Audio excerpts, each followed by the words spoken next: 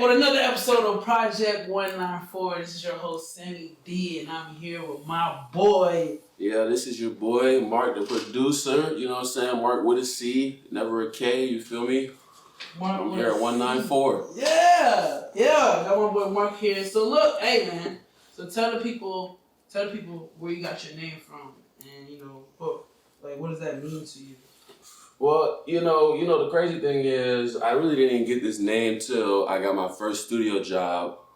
When I was going to school for engineering back in 2019, I actually got a job while I was in school as well. I was lucky enough to do that. So the studio manager, he knew I was kind of, talking about maybe changing the name, going by a new name, this and that. And he was like, you know what?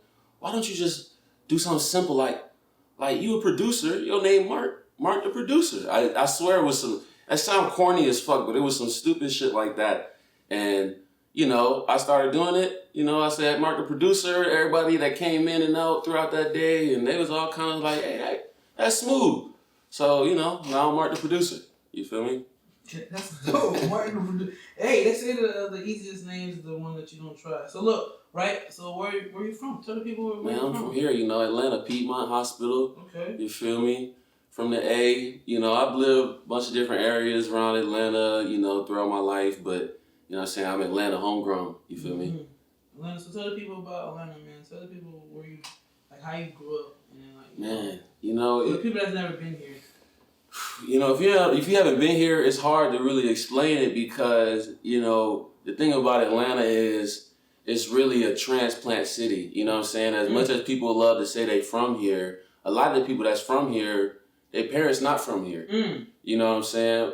Or their parents from here, their grandparents weren't from here. You know what I'm saying? It's not as much of a city that has those 3, 4, 5 generation roots as much, but with that, it's almost like we the ones creating the culture of Atlanta because we're gonna be, the foundation of those 4 or 5 generations, later, you know what I'm saying? In about 50 years, they're gonna be talking about, when niggas was talking about cap and flex and all that, the beginning of the Atlanta lingo and stuff like that. So, if you come to Atlanta, it's really just about finding your own wave and, making sure you stay out of people's way. I'll say that. That's facts. That's dope. So look, right? You're the producer, Marc Da Producer, right? So yes, sir. Who are your top 5 influencers? Producer influencers, I have to say Pharrell, for one. You know what I'm saying? When I was about middle school, back in the MP3 days, I know y'all remember them MP3 days if you're of a certain age, and if you don't, you're probably too young for me to even mess around with you or even talk to you for real. So them MP3 days, man, I had my older brother put on some music, and he put on that NERD album, man. You know what I'm saying? With all them hits, Sooner or Later, you feel me? All of that. So, Pharrell is definitely one of my influences. Another one I would have to say is Pierre Bourne is one of the newer one. I just love the way his sound selection is, it's no one else can touch him. You know what I'm saying? To me, in my opinion, he made Playboy Cardi. You know what I'm saying? If there would be no Playboy Cardi if it wasn't for Pierre Bourne, then, you know what I'm saying? To me now, I don't know. He's not the same without him. And to me, the mark of a great producer is when you with somebody and when you're not with somebody, you can tell the difference. So, you know what I'm saying? I would say those are my 2 biggest, I would say somebody else, but he kind of been redacted, you feel me, because he been saying some crazy things. So I'm not going to mention him specifically, but his style. I definitely like him. He's dope. Okay. You know what I'm saying? I like his music, but I don't know. He been on something weird recently, so, we going to stay away from that. But that's another influence, you feel me? I feel like regardless of what people go through, you can't take away their craft. No, you can't take away what he's done. You know what I'm saying? What he's done will stand the test of time forever and ever. You feel me? But, I just can't. I'm not going to support what he's doing now by mentioning his name or even, going into that. You feel me? So definitely feel that. I would say those are definitely the top 3. If I have to just put some other names in there, people that I've listened to, over the years, I would say maybe older, like Tribe Called Quest. just their sampling and, Jay Dilla, how they sample, because that's really how I started making beats was through sampling, and back in the FL Studio 9 days. So I would say those probably are some of my biggest influences. Okay, that's what's up, bro. And I definitely fuck with Pierre too, man. Shout out to that boy Pierre. Shout out to my boy Jelly, man, who signed to his Pierre Bourne label, Sauce House, man. He's got something going right now, man. I'm telling you, y'all need to look out for him. Shout out to that boy Jelly. All right. So okay, cool. Quick question. So, is there any artists that you would like to work with? When I think about that, I don't really have a specific person that I want to work with. I'm open to working with anybody. You know what I mean? It's not even like there's oh man, I gotta work with this one person. If I could do this one, nah, that's not it. I'll work with anybody as long as they willing to work and really, passionate about trying to build something. It don't matter to me. You know what I'm saying? Because to me personally, I feel like, I can work with anybody. So, if anybody wants to work with me, I'm not going to play any favorites or, have a short list of people who's like, oh man, I got to work with them. So, that's kind of how I approach it. I don't really have any specific short list or anything like that. All right, how about this? Working on a project, right? Last 5 slots. If, budget wasn't anything, who would be the 5 people that you work with? Or 5 people that you would want to work with or rap on your beat? Well, if we're doing that, then it'll probably be my producer tape, you know what I'm saying? And if we're going to do a producer tape, it has to have the full scope, you know what I'm saying, of what you can do as a producer. So I'd have to pick 5 people who are coming at it 5 different ways. So I would go with one. I'd probably work with Tyler, the Creator. Shout out to Tyler. Because shout out to Tyler. The production and his arrangements and, the melodies and the things that he's been playing in his recent work, crazy. You know what I mean? And I know that he would come at it with a whole different angle. The song that he would do would be different than everybody else's song. You know what I'm saying? So that would put a stamp on it right there. So that's one. You know what I'm saying? The second person I would do, I'd probably say SZA. Because right now, she just came out with her SOS. It's going crazy in the streets. You know what I'm saying? Jay Versace, I'd probably bring him in to help co-produce it. You know what I'm saying? So that would be 2 right there. You know what I'm saying? Number 3, if we being honest, for real, if I could do it, 3 Stacks. 3 Stacks. I don't know. Because I'm true to Atlanta, and who else could be true to Atlanta but would get Stacks on there, and maybe Big Boy too. Maybe just get both of them. Maybe get both of them on there. You know what I'm saying? And have CeeLo Green sing the hook. You know what I'm saying? Or something like that. So that's 3 right there, right? Number 4.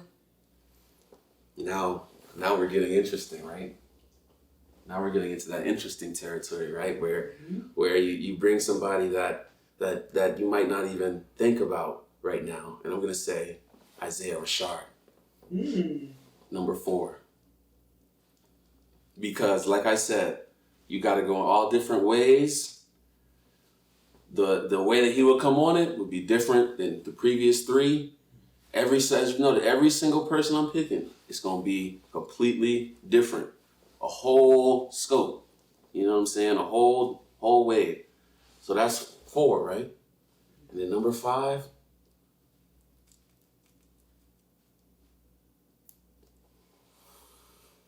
I'm gonna have to do something completely different. Because this will be the outro, right? Because you said it's the last 5 songs, right? Last 5 songs in your project. I'm gonna do something like do Stevie Wonder with like Paul McCartney or something. You know what I'm saying? Something completely crazy. And then have somebody like a J. Cole come in and rap for like 2 minutes in the middle. To just bang. You know what I'm saying? Stamp. Official. Come on now, you listening to that? You listening to that? I listen to J. Cole anyway. You listening to that? I'm definitely listening to that. Y'all listening to that? I know y'all. Come on. That's it right there. That's it right there. You know what I'm saying? Hey man, y'all need to reach out, man. Reach out, man. Y'all need to reach out. So look, right. So is there any projects that you're currently working on, or is it any songs or anything? Right now, I'm kind of in a mode where I'm really low key right now. I haven't really put out too much. I have been working with a couple people. My boy, One Way Baby. He had a video just came out that I produced, No Competition. So I produced that. I've been working with my boy Twin. He's kind of trying to start his own artist development. So I know I'll be working with some of his artists in the future. You know what I'm saying? Trying to kind of help them put things together, get their career started, things like that. But in terms of the immediate future, you just got to look out for it. You know what I'm saying? If you hear that, Mark, you put that shit on, you'll know it's me. So, a couple people wanted me to ask you this, or I'm gonna ask you this. They asked me to ask you: are you in a relationship, or are you in a relationship, or are you dating anyone right now? Yes, I am in a relationship. Sorry, ladies, but I'm taken. He's taken. You heard that? Don't text me no more. He's taken. I am taken. I have been spoken for. Not like that. No, I'm just playing. Not like that. Not that crazy. But I do have a girlfriend now. Okay. We have been in a relationship for some time, so that's good. It's getting serious. It's crazy. How is being a big producer and being in a relationship? A lot of people saying when you're actually in your career, when you're focused and locked in, relationships are kind of hard. So how is that? I mean, it's not hard if you like the person you're with. You know what I'm saying? Relationships, at the end of the day, are supposed to be easy. It's just about communication and, letting them know how you feel and, not waiting and trying to bottle it up and then blow up. But, you know what I'm saying? If you communicate the right way and, let them know and not in an argumentative way or not I'm trying to be right way, it should be easy. And if it's not easy, maybe that's just not the person you should be with. And that's just the thing that a lot of people don't want to accept. They just be in relationships that just to kind of be in them. You know what I mean? Because they feel like they don't want to be alone, so they'd rather just rock out how he is, That's funny. But no, listen, right? Speaking of advice, that's actually some great relationship advice, actually, because a lot of people don't even know how to be in a relationship. But speaking of advice, right? You got any advice that you can give to any up and coming producers, like something that you would have knew? I will. Right? Producing, man, it's like any other. It's like a sport. It's just like basketball. You know what I'm saying? You gotta put shots up in the gym. You gotta put the work in the gym. If you're not making beats all the time, then you're not trying to be a producer. You know what I'm saying?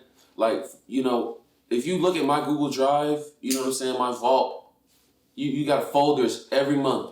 Every month beats. You know what I'm saying? Always making beats. I have hundreds of beats. You know what I'm saying? I might even have close to 1,000. You know what I'm saying? Thousands of beats. You feel me? You gotta keep working. You gotta keep making beats because the one that you don't think is gonna be the one, that'll be the one that you make it in the studio and somebody come in and hop on it and it change your life. You know what I'm saying? But and it might be a situation where somebody might come to you and be like, I need 20. You got 20 you can send off right now? That's gonna be hot, you know what I'm saying? 20 that that's gonna be hits, or do you got 1 or 2? You know what I'm saying? You got 50 beats that you can make, you know what I'm saying, in a week if you needed to, or you can only crank out 5 or 6. You know what I'm saying? If you really want it, you gotta work harder than everybody else. You gotta be constantly making beats. You gotta be constantly working on your craft, constantly trying to do something different. You know what I'm saying? And that's the advice that I give to somebody. That's facts. And then, we definitely appreciate you coming out here to Project 194.